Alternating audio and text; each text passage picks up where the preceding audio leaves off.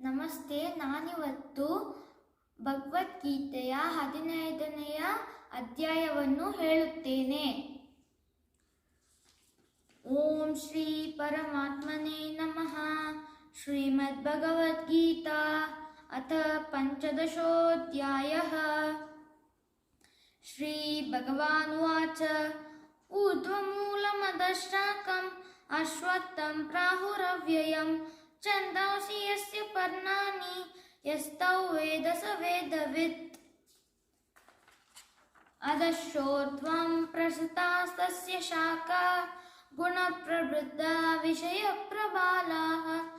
ಅಧಶ್ಚ ಮೂಲಾನ್ಯನುಸಂತತಾನಿ ಕರ್ಮಾನುಬಂಧೀನಿ ಮನುಷ್ಯಲೋಕೆ.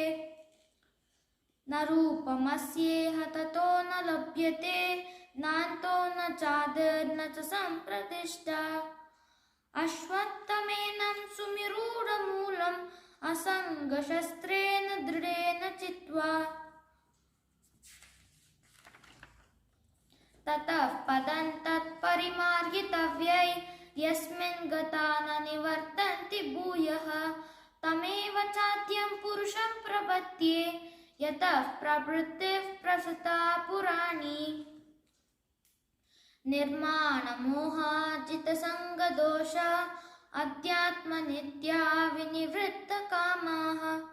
ದ್ವಂದ್ವೈರ್ವಿಮುಕ್ತಾಃ ಸುಖ ದುಃಖ ಸಂಜ್ಞೈರ್ ಗಚ್ಚಂತ್ಯ ಮೂಢಾಃ ಪದಮವ್ಯಯಂ ತತ್. ನ ತದ್ಭಾಸಯತೆ ಸೂರ್ಯೋ ನ ಶಶಾಂಕೋ ನ ಪಾವಕಃ. ಯತ್ ಗತ್ವಾ ನ ನಿವರ್ತಂತೆ ತದ್ಧಾಮ ಪರಮಂ ಮಮ. ಮಮೈವಾಂಶೋ ಜೀವಲೋಕೆ ಜೀವಭೂತಃ ಸನಾತನಃ. ಮನಃಷಷ್ಠಾನೀಂದ್ರಿಯಾಣಿ ಪ್ರಕೃತಿಸ್ಥಾನಿ ಕರ್ಷತಿ. ಶರೀರೇ ಯದವಾಪ್ನೋತಿ ಯಚ್ಚಾಪ್ಯುತ್ಕ್ರಾಮತೀಶ್ವರಃ. ಗೃಹೀತ್ವೈತಾನಿ ಸಂಯಾತಿ ವಾಯುರ್ಗಂಧಾನಿ ವಾಶಯಾತ್. ಶ್ರೋತ್ರಂ ಚಕ್ಷುಸ್ಪರ್ಶನಂ ಚ ರಸನಂ ಘ್ರಾಣಮೇವ ಚ ಅಧಿಷ್ಠಾಯ ಮನಶ್ಚಾಯೋ ವಿಷಯಾನುಪಸೇವತೆ. ಉತ್ಕ್ರಾಮಂತಂ ಸ್ಥಿತೌ ವಾಪಿ ಭುಂಜಾನೌ ವಾ ಗುಣಾನ್ವಿತಂ ವಿಮೂಢಾನಾನುಪಶ್ಯಂತಿ ಪಶ್ಯಂತಿ ಜ್ಞಾನಚಕ್ಷುಷಃ. ಯತಂತೋ ಯೋಗಿನಶ್ಚೈನಂ ಪಶ್ಯಂತ್ಯಾತ್ಮನ್ಯವಸ್ಥಿತಂ. ಯತಂತೋ ಪ್ರಕೃತಾತ್ಮಾನೋ ನೈನಂ ಪಶ್ಯಂತ್ಯಚೇತಸಃ. ಯದಾದಿತ್ಯಗತಂ ತೇಜೋ ಜಗದ್ಭಾಸಯತೆಖಿಲಂ.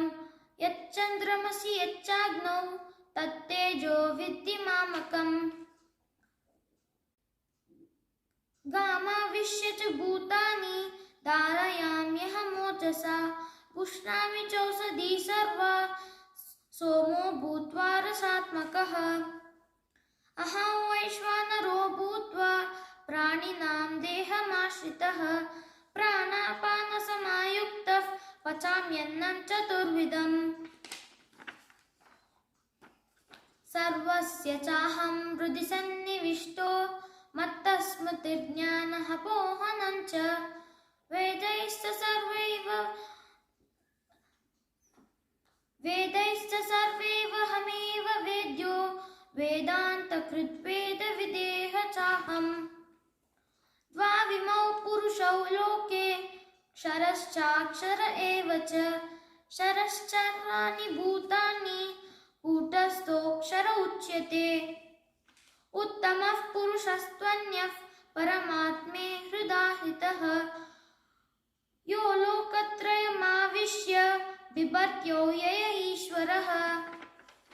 ಯಸ್ಮಾಕ್ಷರಮತೀತೋಹಂ ಅಕ್ಷರಾನಪಿ ಚೋತ್ತಮಂ. ಅತೋಸ್ಮಿ ಲೋಕೆ ವೇದೇ ಚ ಪ್ರಥಿತಃ ಪುರುಷೋತ್ತಮಂ. ಯೋ ಮಾಮೇವ ಸಮ್ಮೂಢೋ ಜಾನಾತಿ ಪುರುಷೋತ್ತಮಂ ಸ ಸರ್ವವಿದ್ ಭಜತಿ ಮಾಂ ಸರ್ವಭಾವೇನ ಭಾರತ. ಇದಿ ಗುಹ್ಯತಮಂ ಶಾಸ್ತ್ರಂ ಇದಮುಕ್ತಂ ಮಯಾ ನಘ. ಏತದ್ ಬುದ್ಧ್ವಾ ಬುದ್ಧಿಮಾನ್ ಸ್ಯಾತ್ ಕೃತಕೃತ್ಯಶ್ಚ ಭಾರತ. तत्सदिति श्रीमद्भगवद्गीतासु उपनिषत्सु ब्रह्मविद्यायां योगशास्त्रे श्रीकृष्णार्जुनसंवादे पुरुषोत्तमयोगो नाम पञ्चदशोऽध्यायः। ॐ श्रीकृष्णार्पणमस्तु।